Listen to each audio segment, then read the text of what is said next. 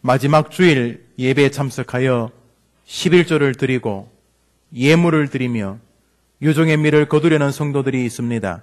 드려진 예물 위에 두 손 들어 복을 내려 주옵시고, 많이 힘들다고 하는 경제 위기 속에서도 물질 생활을 구별하는 저들의 신앙 위에 하나님이 되어 주시기를 원합니다. 저들의 삶의 주관자가 되어 주시옵소서. 찬양대가 찬양으로 영광을 돌립니다. 악기로 목소리로 주님을 경배합니다. 회중들이 아멘의 화답과 박수로 주님을 높입니다. 우리 모든 찬양대원들 위해, 모든 회중들 위해 복에 복을 더하여 주옵소서. 지휘로 반주로 대장으로 섬기던 귀한 주의 백성들이 새로운 주님의 사역을 준비하며 새로운 사역을 앞두고 있사오니 저들의 가는 길에도 복을 내려 주옵소서. 이 시간 우리 모두 하나님의 말씀 앞에 있사오니 주여 우리에게 말씀하여 주옵소서. 예수님의 이름으로 기도합니다. 아멘. 한 해의 끝에 서 있습니다. 끝이라는 말에는 참 다양한 의미와 또 정서가 담깁니다. 생각해 봅시다. 오늘이 여러분이 35년간 다니던 직장을 끝내는 마지막 출근 날이라고 생각을 해 봅시다. 그날이라고 다른 해가 뜨는 것이 아닙니다. 여전히 어제와 동일한 한 날입니다. 그러나 35년간이나 다녔던 직장에 오늘 마지막으로 출근한다고 하면은 그 당사자에게는 분명히 특별한 날이 아닐 수가 없을 것입니다. 끝이라는 말이 가지는 의미는 참 다양하고도 의미롭습니다. 동시에 끝은 미지의 세계를 향한 또 하나의 출발이기도 합니다. 이제 뭐 하지? 직장밖에 몰랐는데, 학교밖에 몰랐는데, 이제는 뭘 하면 안 되지? 사람들은 나보고 뭐라고 그럴까? 나는 사람들에게 뭐라고 말해야 하지? 이제 남은 삶은 내게 어떤 의미가 있는 것일까? 하나님은 내게 무엇을 원하실까? 끝이라고 하는 시점은 이렇게 사람들에게 서운함, 아쉬움, 시원함, 허전함, 먹먹함, 불안감, 두려움, 기대감, 이런 것들이 복합적으로 다가오는 시간입니다. 그래서 끝에 섰을 때 사람들은 진지해지거나 염려에 사로잡히게 됩니다. 오늘 여호수아의 심정이 그랬습니다. 오늘 본문에 유난히 반복되는 말이 여러 개가 나오는데요. 그 중에 하나가 마음을 강하게 하고 담대히 하라는 말씀입니다. 우리 6절 읽어봅시다. 6절 읽습니다. 시작. 담대하라.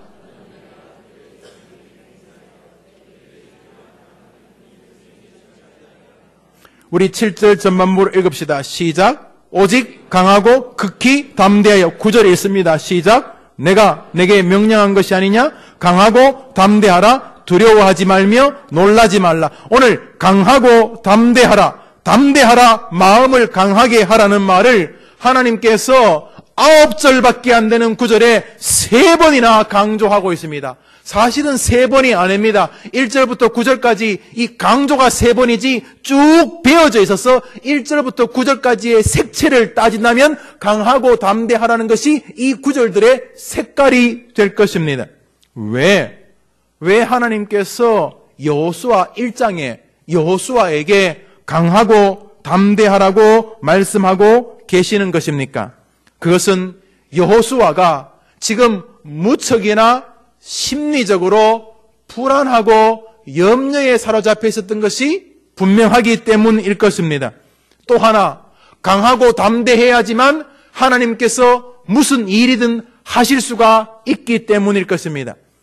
그래서 주님께서 강하고 담대하라고 말씀하시는 것입니다. 여러분, 주님께서 여호수아에게 강하고 담대하라고 말한 것은 강하고 담대하기 때문에 하신 말씀일 리가 없습니다. 지금 강하고 담대하지 않은 자세로 가지고 있었기 때문일 것이고, 다음으로 강하고 담대하지 않더라도 하나님이 일하실 수 있으면 그렇게 말씀하실 리가 없습니다. 그런데 성도가 강하고 담대하지 아니하면 하나님이 일을 안 하시거나 믿어지지 않지만은 일을 못 하시기 때문일 것이 분명합니다. 다시 한 번 더 말합니다. 여호수아에게 강하고 담대하라고 1장에서 3번이나 말씀하시는 이유는 지금 여호수아가 강하고 담대하지 않은 상태이기 때문이고, 다음으로는 여호수아가 강하지 않고 담대하지 않아도 하나님의 일을 하실 수 있으면 그럴 리가 없는데, 하나님의 백성들이 하나님 앞에서 믿음으로 강하고 담대하지 않으면 하나님이 일을 못하시거나 안 하시기 때문이었다는 사실입니다. 왜 여호수아가 이렇게 강하고 담대하라는 말을 들어야만 했겠습니까? 무슨 불안에 사로잡혀 있었기에 그러셨겠습니까? 처음으로 생각할 수 있는 것은 지도자 모세의 죽음이었을 것입니다. 모세는 40년간 아주 강력한 지도력을 가지고 리더십을 가지고 이스라엘을 이끈 사람이었습니다. 이리저리 휘청휘청하는 지도자가 아니라 뚜렷한 권위를 가지고 그 권위를 뒷받침할 능력이 있는 지도자였습니다. 그 모세가 바로 자기 앞에서 죽은 것입니다. 하늘이 무너지도록 캄캄했을 것입니다. 이스라엘 백성들은 모세의 죽음에 정신적인 공황에 빠졌습니다. 거의 1년 가까이 모세의 장례를 치렀습니다. 모세의 죽음은 특별히 그의 수종자요 시종 몸종이었던 여호수아에게는 청천벽력 같은 사건이었을 것입니다. 모세가 세상에 있던 동안, 다시 말해서 모세가 죽기 전까지 여호수아는 그의 수종자 시종이었습니다.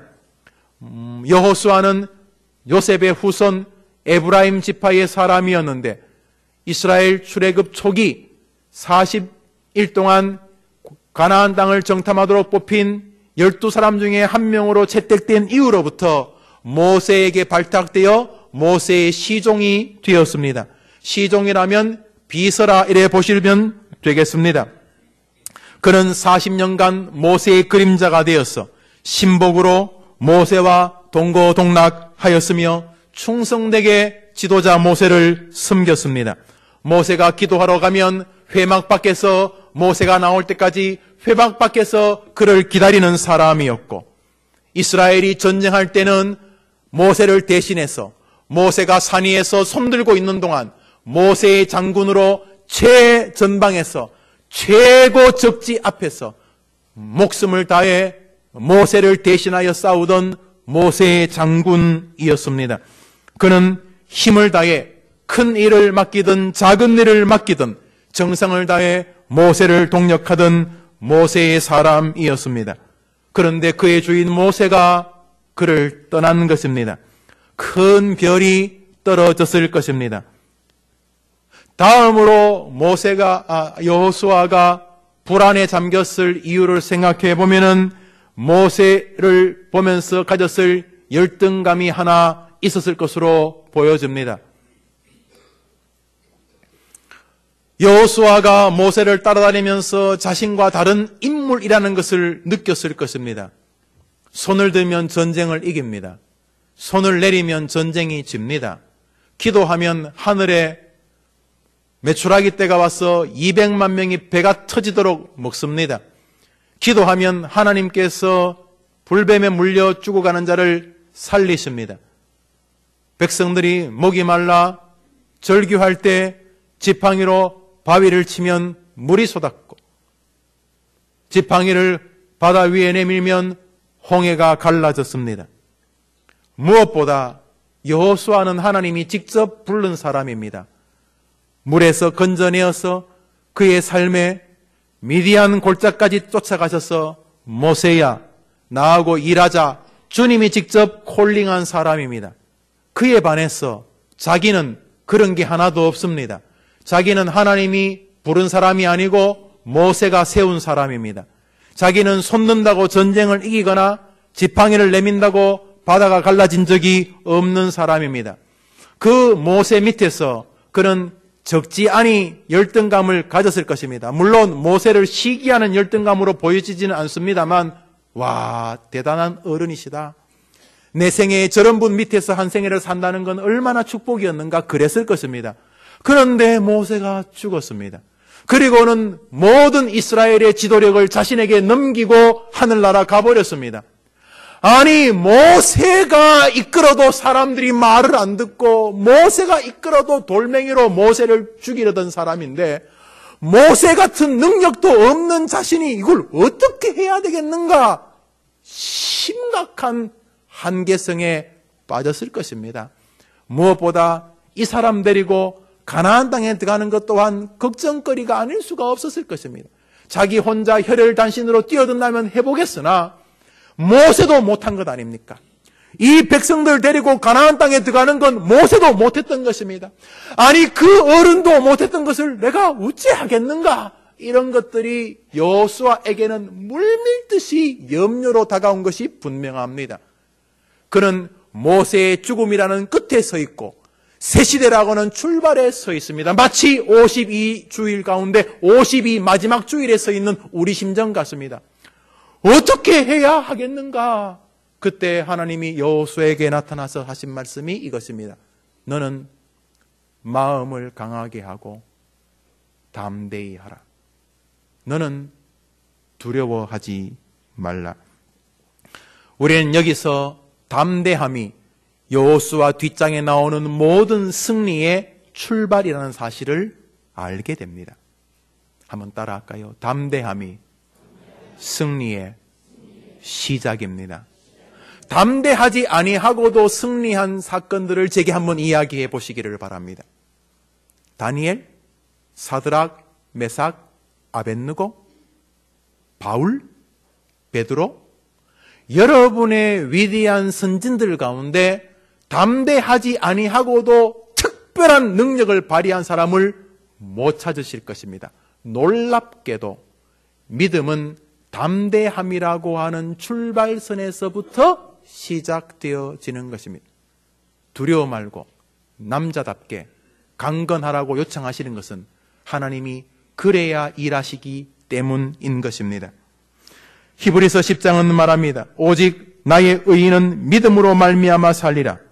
또한 뒤로 물러가면 내 마음이 저를 기뻐하지 아니하리라. 뒤로 물러간다는 것은 슬슬 두려워하는 것입니다. 한번 따라합시다. 두려워하면, 뒤로 물러가면 내가 기뻐하지 아니하리라. 아더 핑크 목사님은 히브리서 강해에서 이 글을 뒤로 물러가면 내가 기뻐하지 아니하리라를 이렇게 설교하셨습니다. 뒤로 물러가면 내가 너와 함께하지 아니하리라. 두려워하면 하나님이 기뻐하시지 않을 뿐만 아니라 네가 두려워하면 네가 나를 하나님이라고 인정하지 않는 것으로 받아들이겠다, 이렇게 말씀하신다는 것입니다. 그래서 아더 핑크 목사님 말씀하시기를 너가 두려워하면 내가 너와 함께하지 않겠다라고 말씀하셨다는 것입니다. 어느 날 제자들이 탄 배가 바다 위를 지날 때 풍랑이 불었습니다. 예수님께서 먼저 제자들을 보고 건너가라고 하셨습니다. 밤이 깊었을 때에 풍랑에는 배 위에 사람들이 소리치릅니다. 귀신이다! 유령이다! 보니까 달빛에 비추어서 물 위로 무언가가 오고 있습니다. 사람입니다. 걸어오는 것입니다. 유령이라고 생각했습니다. 누가 물 위를 걸을 수 있겠습니까?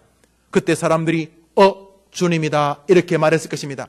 유령이다 외칠 때 주님께서 말씀하십니다. 내니라 나 예수이니라 이렇게 말씀하십니다. 그때 제 아들은 놀랐을 것입니다. 그러나 호기심 많던 제자 중에 하나 베드로가 우와 멋지다 이런 생각이 들었습니다. 그리고 곧이어서 나도 한번 걸어봤으면. 그래서 실천하기 시작합니다. 이것도 담대함이죠. 그가 말합니다. 뭐라고 말합니까? 베드로가 대답하되 주여 만일 주시거든 나를 명하사 물 위로 오라 하소서 한데, 와, 예수님이라면 나를 물 위로 걷게 하지 않겠는가? 그랬습니다. 그랬더니 예수님이 뭐라고 말씀하셨습니까? 쓸데없는 소리 하고 있네. 그러셨습니까? 뭐라 그러셨습니까? 따라합시다. 오라 하시니. 한번 따라합시다. 오라 하시니. 베드로가 배에서 내려 물 위로 걸어서 예수께로 가되, 이야, 지구상에서 예수님 말고 물 위로 걸은 사람이 여기 하나 있습니다. 베드로입니다. 성경은 분명히 말합니다. 예수님이 오라 하시니 그가 배에서 발을 뗍니다. 오른발을 딱 띄니까 빠지지 않습니다. 다시 왼발을 옮깁니다. 안 빠집니다. 다시 오른발을 옮깁니다. 왼발을 옮깁니다. 물 위를 걸어서 예수님께로 갑니다. 오라 그랬으니 그렇게 걷다가 베드로가 정신을 차렸습니다. 30절은 이렇게 말합니다. 마태복음입니다. 바람을 보고 무서워 빠져가는지라 소리질러 가로되 주여 나를 구원하소서 하니 예수께서 즉시 손을 내밀어 저를 붙드시며 가라사대 믿음이 작은 자여 왜 의심하느냐. 여러분, 베드로가 물 위를 걸었을 때 그의 걸음의 동의는 예수님의 오라는 말씀에 대한 순종이었습니다. 그리고 그 말씀을 믿고 배에서 발을 내디뎠습니다. 이것은 용기요 담대함이 아니겠습니까? 자, 믿음으로 걷다가 무슨 문제가 벌어졌습니까? 한번 따라합시다. 바람을 보고 무서워 빠져가는지라. 무엇을 봤습니까? 바람을 봤습니다. 그는 금방 정신을 차린 것입니다. 이 뭐한 짓이야? 지금 이렇게 바람이 부는데 내가 물 위를 걸은 게 말이 돼? 그러자 그는 두려움에 빠지기 시작했습니다. 성경 마태복음 14장 30절은 명백하게 말합니다. 베드로가 바람을 보고 무서워 빠져가는지라. 뒤에 빠져가는 것이 실패라면 실패 앞에 무서움이라고 하는 동기가 발생하고 있습니다. 그 무서움의 동기는 놀랍게도 현실의 충실함 때문이었습니다. 맞습니다. 사람이 어떻게 물 위를 걷습니까? 그는 다시 현실의 눈으로 돌아왔습니다. 믿음은 추상이고 바람은 현실이었습니다. 예수님의 말씀은 추상이고 눈에 보이는 풍랑은 현실이었습니다.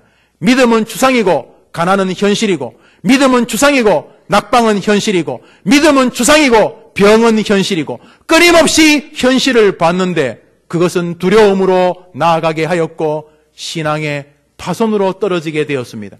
그때 빠져가는 베드로의 손을 붙잡으시면서 주님 말씀하십니다. 어찌하여 믿음이 작아졌느냐라고 말씀하신 것입니다. 오늘 대다수의 사람들은 믿음으로 세상을 보지 않습니다. 자신의 눈으로 봅니다. 자기가 본 것이 진실이라고 생각을 합니다. 이 시대의 사람들은 믿음으로 문제를 결정하지 않습니다. 경험으로 결정합니다. 내가 보고 내가 경험한 것이 진실이라고 믿습니다. 그리고 그 진실이라고 믿는 것이 불안과 공포를 주면 거기 휩싸여서 파손하게 되는 것입니다. 그러면 어떤 일이 벌어지는가? 하나님이 기뻐하지 아니하십니다. 아우더 핑크 목사님의 말을 빌리면 하나님이 함께 하시지 아니하십니다. 뛰어난 현실주의자들. 그렇지만 너무너무 어리석은 성도들이 되는 것입니다. 다윗 역시 부족한 사람이었습니다. 자신의 실수로 자기 자식이 죽고 백성 수만 명이 죽었습니다. 윤리와 도덕적으로도 흠이 적지 않은 사람이었습니다. 그럼에도 불구하고 하나님이 다윗을 기뻐하셨습니다. 다윗을 기뻐한 이유가 여러 가지가 있으나 그 중에 하나가 다윗에게는 여호수아에게 요청하셨던 담대함, 하나님을 믿는 용감함이 그의 삶을 주장하고 있었습니다. 그의 시작과 끝은 담대함이었습니다. 그 담대함은 신앙에 근거한 하나님을 의지하는 믿음에서 오는 것이었습니다. 여러분, 골리앗과의 싸움을 잘 아실 것입니다. 골리앗 싸움을 모두 다 들어오셨고 기억하셨을 것입니다. 골리앗이 외치고 있습니다. 내가 오늘날 이스라엘의 군대를 모욕하였으니 사람을 보내어 나로 더불어 싸우게 하라. 뭐라고 해요? 내가 너희 하나님 지금 욕하고 있으니까 와라! 지금 내가 너희 하나님에게 쌍욕을 하고 있으니까 와라! 하고 외칩니다. 그러나 사울과 온 이스라엘 사람들이 이 블레셋 사람의 말을 듣고 놀라 크게 두려워하니라. 사무엘상 17장의 이야기입니다. 블레셋 사람이 말하는 게 성경에 기록되어 있습니다. 야, 너희들이 믿는 하나님 내가 야유하고 욕하니까 성질나지, 와서 싸우자! 그랬는데도 사울과 온 이스라엘 사람들이 두려워하니라. 이렇게 되어 있습니다. 한 사람만 담대했습니다. 누구십니까? 다윗이었습니다. 다윗이 말합니다. 블레셋, 그 나라의 지도자 골리앗, 너는 칼과 창과 단창으로 내게 오거니와 나는 만군의 여호와 곧 너가 모욕하는 이스라엘 군대의 하나님의 이름으로 내게 가노라 하면서 승리하였습니다. 여러분, 우화가 아닙니다. 그때 살아계신 하나님이 지금 여러분 옆에 좌정에 계신 줄 믿습니다. 그 하나님은 지금 여러분의 남은 생에 담대함을 요청하고 계십니다. 여호수아야, 너의 끝이 두렵지? 모세가 죽었으니 끝난 것 같이? 앞길은 오지 않았는데 불안하지? 내가 너에게 한 가지만 요구하자. 두려워 말고 담대하라. 주님이 요청하십니다. 두려워 말고 담대한 것은 기질의 문제가 아닙니다. 두려워하지 않고 담대한 것은 놀랍게도 신앙의 영역이라는 사실입니다. 그러면 이 담대함은 어디로부터 오는 것입니까? 이 담대함은 바로 하나님의 말씀에 대한 확신으로부터 오는 것입니다. 로마서 8장에서 바울이 말합니다. 그런즉 이 일에 대하여 우리가 무슨 말하리요? 만일 하나님이 우리를 위하시면 누가 우리를 대적하리요? 누가 우리를 그리스도의 사랑 안에서 끊으리요? 환난이나 공고나 핍박이나 기근이나 적시나 위에 막히나 그 어떤 것도 우리를 사랑하시는 그리스도 예수 안에 하나님의 사랑에서 우리를 끊을 자가 없느니라. 이 하나님의 말씀에 대한 확신, 여러분이 구원받은 거 어떻게 합니까? 성경에 기록해 놓아서 하는 것입니다. 여러분이 천국이 있는 거 어떻게 합니까? 느낌으로 합니까? 꿈꿔서 합니까? 여러분이 천국이 있는 거 어떻게 합니까? 성경에 기록해 놓았기 때문에 아는 것입니다. 여러분 옆에서 하나님이 보라 세상 끝날까지 너희와 항상 함께 있으리라 말씀하신 거 어떻게 합니까? 성경에 기록해 놓았기 때문에 아는 것입니다. 우리는 어떻게 담대합니까? 하나님의 말씀을 확신할 때 비로소 담대하게 되는 줄 믿습니다. 우리 세상에는 여러 종류의 사람이 있습니다. 대표적인 사람이 자신의 능력을 힘껏 믿으며 사는 사람들입니다. 이런 사람들은 보편 성실한 사람이라고 불리워집니다. 그러나 이런 사람들은 얼마 가지 않아서 자신이 성실하기 한계를 가진 존재인 것을 깨닫습니다. 그리고 얼마 뒤에 다른 사람도 이 사람의 한계를 깨닫습니다. 그는 그 성실을 메우기에 또 노력하고 또 노력하지만 인생에 밀려오는 외로움과 한계를 자기와 남이 다 알게 됩니다. 일명 성실한 사람들, 그렇지만 인생의 끝에 섰을 때 허무함에 잡히는 것을 부정할 수 없는 사람들입니다. 그래서 그 허무함을 또 성실함으로 메우려는 이 다람쥐 쳇바퀴 도는 인생의 길을 걸어가다가 한 생애를 끝나면서 뭐 인생이 이런 거지, 나는 성실하게 살았다라고 자위하는 사람들입니다. 성실치 않은 사람들은 오늘 설교하지 않을 것입니다. 두 번째로 신앙, 믿음을 가지고 신을 찾는 사람들입니다. 부단히 이것은 하나님만이 아닙니다. 부처님도 좋고 무엇이도 좋습니다. 돈일 수도 있습니다. 벼슬일 수도 있습니다. 이 사람은 무언가 자기가 생각하는 신과 자신이 힘을 합쳐서 한 생애를 잘 살려고 하는 사람들입니다. 이 사람들의 정신세계는 노력을 하지만은 동시에 노력만으로 되지 않는 하늘의 힘이 필요하다는 것을 압니다. 우연이라고 보기도 합니다. 혹은 재수라고 믿기도 합니다. 혹은 운이 좋았다고 생각도 합니다. 혹은 신이 있다고 믿기도 합니다. 그래서 이 사람들은 열심히 살아가면서 동시에 주십시오, 도와주세요, 도와주세요 하는 삶으로 삽니다. 그러므로 자기가 생각하는 신과 자신이 연합해서 한 생애를 살 수 있다고 생각하는 사람들입니다. 앞에 말한 사람보다는 비빌 언덕이 있는 사람이기에 조금 숨을 쉴만 합니다만 그럼에도 불구하고 인생의 한계 속에서 늘 갈급함에 서 있는 사람들입니다. 불행하게도 교회 안에서도 적지 않게 발견되어지는 그룹들입니다. 마지막으로 하나님의 말씀은 반드시 이루어진다는 확신에 서서 살아가는 사람들입니다. 이들은 하나님의 약속에 대한 강한 확신을 가지고 살기 때문에 삶 전반이 희망적입니다. 그는 어려움을 겪어도 곧바로 떠올립니다. 무엇을 떠올립니까? 구하라, 그리하면 주실 것이요. 그러므로 그는 어려움이 다가오면 돌파구가 있음을 깨닫습니다. 그 돌파구는 지성이면 감천이라는 노력에 있지 않고 바로 이 하나님의 말씀에 있습니다. 그래서 그는 말씀을 믿고 삽니다. 언제까지 그렇게 사는가? 주님이 부르시는 그날까지 살아갑니다. 모든 사람은 다 낭망할 때에도 그는 중병 안에서도 하나님의 말씀 안에서 위로를 받습니다. 여러분 주변에 그런 분들 많이 보셨을 것입니다. 열심히 살아가는 성실한 사람도 아니고 신과 자식과 힘을 합쳐서 사는 사람도 아니고 끊임없이 선포되어진 말씀대로 되어질 것이라는 말씀에 대한 확신의 근거에서 살아가는 사람들입니다. 다니엘이 그랬고 다윗이 그랬고 베드로가 그랬고 바울이 그랬고 어거스틴이 그랬고 스펄전이 그랬고 로이드 존스 같은 사람들이 그랬습니다. 이들은 하나님이 약속하신 말씀대로 반드시 되어진다는 믿음이 이 사람들의 삶을 계속 견인한 존재들입니다. 많은 사람들은 현실에 부딪히면 곧바로 낭망하려 합니다. 여호수아와 함께 가나안 땅을 정탐했던 10명의 지도자들이 바로 그들이었습니다. 그들은 하나님의 약속이 있었습니다. 내가 너희에게 준 땅이라고 하나님이 말씀하셨지만 믿지 않았습니다. 한번 따라합시다. 하나님이 너희에게 준 땅, 그것이 2013년인 줄 믿으시기를 바랍니다. 그런데 안 믿었습니다. 2013년은 미지의 세계라고 생각을 했습니다. 2013년은 두려움의 세계라고 생각했습니다. 2013년은 어려운 땅이라고 생각을 했습니다. 2014년은 내가 잘 못 헤쳐나갈지 모르겠다고 생각을 했습니다. 그랬더니 2013년이란 여리고성이 커 보였습니다. 2013년이란 안악자손이 커 보였습니다. 10명은 말합니다. 우리는 못한다. 그들이 못한다고 내린 결론의 근거는 현실이었습니다. 그들은 하나님의 말씀보다 현실이 더 큰 하나님이었던 것입니다. 제임스 패커라는 분이 계십니다. 로이 존스 목사님과 동사 목회를 했던 분 중에 한 분이신데 이 제임스 패커 목사님은 리전트 신학교에 아주 훌륭한 학자이셨습니다.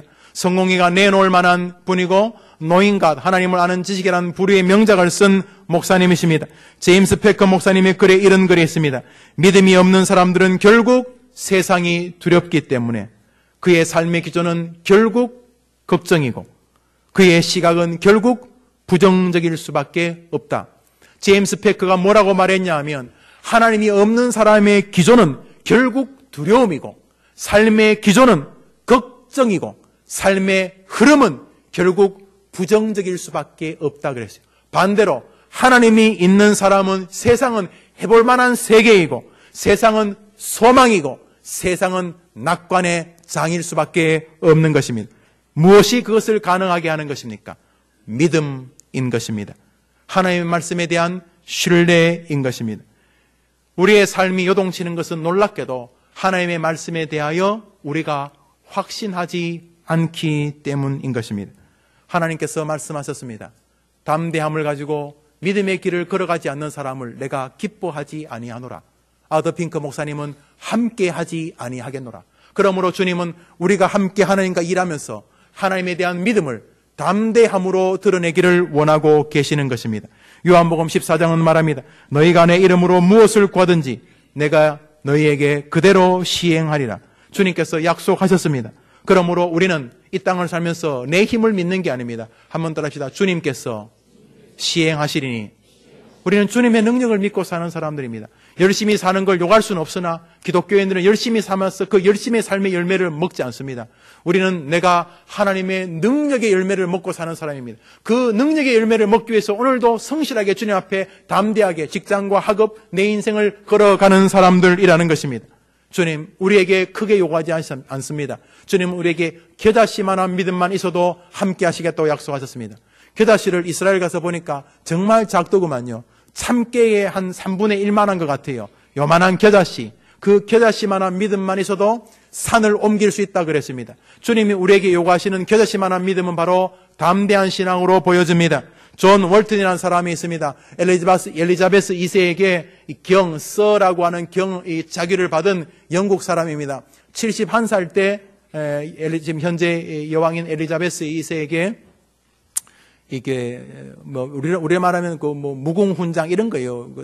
영국은 사람이 좀 나라에 기여를 하면 가수든 배우든 이렇게 무슨 자기를 주는데 이 존 웰턴이라는 사람은 20대까지만 해도 굉장히 인생이 말 그대로 의미 없는, 자기 말에 하면 허무한 인생을 산 사람이에요. 그러나 20대 중반에 어느 날 교회 갔을 때 어떤 목사님이 겨자씨만한 믿음만 있어도 산을 옮길 수 있도록 하나님이 함께 하신다는 설교를 듣습니다. 그런데 이게 그 청년에게 칵 가슴에 박혀요. 여러분 살다 보면 설교가 칵 가슴에 박히는 설교가 있잖아요. 그래서 이 설교를 들은 다음에 겨자씨를 어렵게 구해서 뭐죠 이게 이 손수건에 이 겨자씨를 이렇게 싸서 호주머니에 넣어 다니기 시작합니다. 글에 나옵니다. 왜 넣어두냐면 힘들 때마다 이걸 표현해 봅니다. 그리고 말합니다. 나한테 이 겨자씨만한 믿음이라도 있는 거 맞는가? 이렇게 물어보고 또 집어넣습니다. 거부가 되었습니다. 사람들하고 기자회견할 때 한 말입니다. 당신이 왜 호주머니에 겨자씨를 넣어 다닙니까? 제가 지치고 힘들고 낙심하려고 할 때마다 저는 꺼내봤습니다. 그리고는 그 겨자씨를 보면서 존 윌턴, 너한테는 이 겨자씨만한 믿음이라도 있는가? 왜 그래 두려워하는가? 너 하나님 믿는가? 이렇게 말하고 호주머니에 넣었다는 것입니다. 이 겨자씨가 나를 성공으로 만들었다, 이런 말입니다. 말씀을 맺습니다. 한 해가 마무리되는 끝이고 동시에 새로운 미지의 세계를 시작하는 시작점에 서 있습니다. 하나님께서 일하기를 원하시고 하나님이 동행하기를 원하신다면 우리 한번 담대하라는 이 말씀을 또 올립시다. 그리고 두려워하고 있는 내 것이 무엇 때문인지를 생각해 봅시다. 그것은 놀랍게도 현실에 충실하기 때문이실 것입니다. 현실을 소홀히 여기라는 뜻은 아닙니다. 그러나 우리는 현실로 살지 않습니다. 예수 믿어 구원받는 게 현실입니까? 믿음인 것입니다. 사랑하는 여러분, 하나님께서 여러분에게 하나님의 능력으로 임하시기 위하여 담대함을 요청하고 계십니다. 2013년 두려움과 번민과 걱정이 아니라 하나님의 말씀을 믿는 믿음에서 출발하는 담대함이 여러분의 신앙의 색채가 되기를 주님의 이름으로 축복합니다. 믿음은 그리하여 들음에서 날 수밖에 없는 것입니다. 내년 한 해 강단에서 선포되어지는 설교가 여러분의 생을 여호수아로 만들어내기를 주님의 이름으로 축복합니다. 기도합시다. 하나님 아버지 감사합니다. 우리 모든 성도들에게 이 은혜를 더하여 주옵소서. 예수님의 이름으로 기도합니다. 아멘. 우리 다 같이 일어나셔서